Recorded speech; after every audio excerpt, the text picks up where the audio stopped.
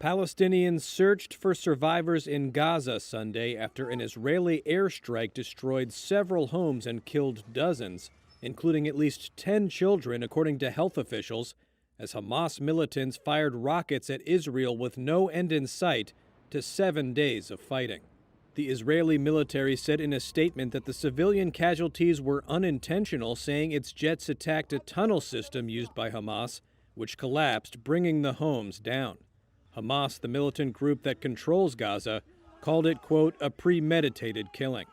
On CBS's Face the Nation Sunday, Israeli Prime Minister Benjamin Netanyahu echoed his military's assertion that Israel tried to avoid civilian casualties, but that Hamas bore responsibility for, quote, intentionally locating its military infrastructure under civilian houses. We are targeting a terrorist organization that is targeting our civilians and hiding behind their civilians, using them as human shields. We're doing everything we can to hit the terrorists themselves.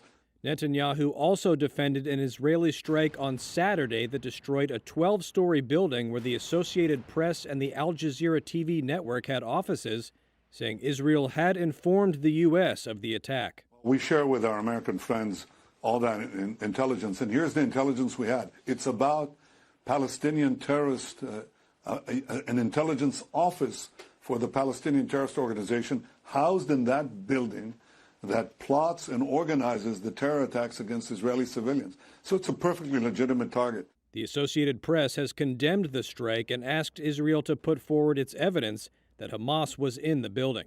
The current hostilities are utterly appalling. Meanwhile, in New York, UN Secretary General Antonio Guterres called for an immediate end to fighting at the Security Council's first public meeting on the conflict. Fighting must stop. Hamas began its rocket assault last Monday after weeks of tensions over a court case to evict several Palestinian families in East Jerusalem, and in retaliation for Israeli police clashes with Palestinians near the city's Al-Aqsa Mosque during the Muslim holy month of Ramadan.